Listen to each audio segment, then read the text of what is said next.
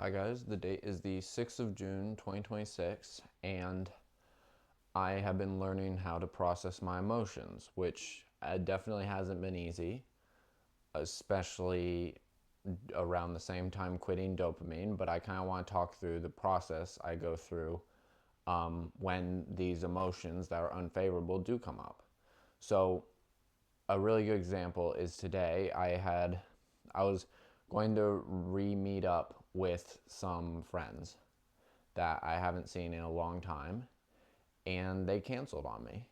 And then they didn't even tell me why, and it was kind of just one of those things where they didn't care enough, and it really hurt me, and I felt, betrayed, and it made me feel angry and upset, and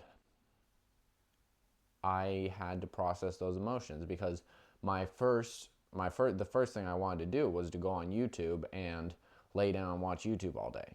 But then I was like, okay, I actually got to go through this. So I drove around while kind of thinking about it. That didn't really help. And so I did a little bit of research.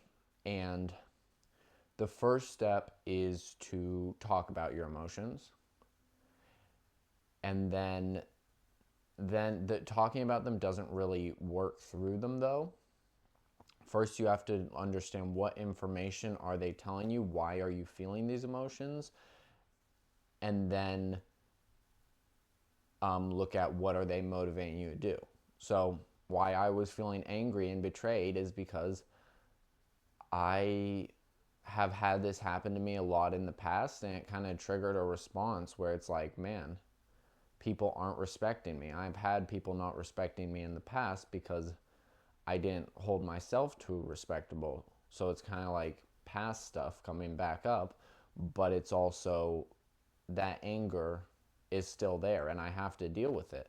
So when that happened, I was like, I'm feeling angry because they put me off and this was going to be important and it hurt and I felt kind of a little bit betrayed.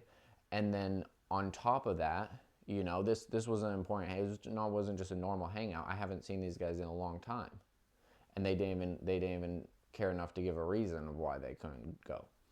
And then the second is what it motivated me to do. So it motivated me to get revenge. I wanted to block them. I wanted to never talk to them again. And definitely something I'm still considering because, if someone doesn't show you respect and is unkind to you, like why would you keep them in your lives, right? And if they're you know, and I in treating me with respect, I see myself as a respectable person, I have to, if people hurt me, I have to cut those people off as out of respect for myself. But that's kind of like taking the action. But even after doing all of that, I was still feeling angry. And I sometimes could get out of it and get back into the present moment.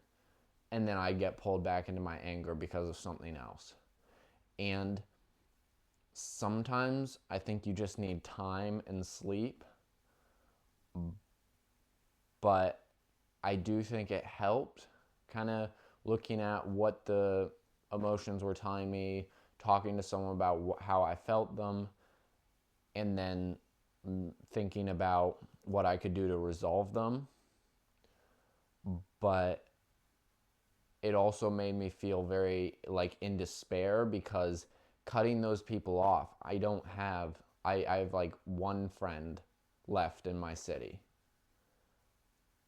And then that's it. And so cutting these people off would be very devastating to my social life. And that also have to take into account, and that kind of also makes the emotions last longer because it's like so much worse than even they could understand. They don't understand how much it meant to me that we were going to rekindle and hang out again.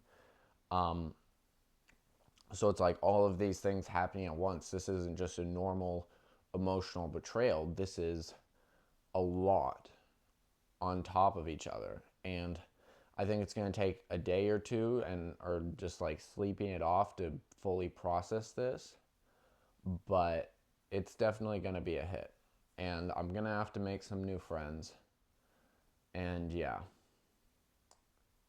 But I think um I know it's not a very good example, but I'm going to go have some tequila and yeah, just because I talked about it in a previous video about me using YouTube to cope with my emotions and social media and dopamine and all of that. I'm still trying to stay away from that. So if I use something that I hop on and then hop off again, it's better than me getting re-addicted to something like social media or YouTube or that, I think. But yeah, definitely not the most practical decision, but it's been a lot. And so, yeah. But that's kind of all I had to talk about for this video. That's the end of the video. Yeah.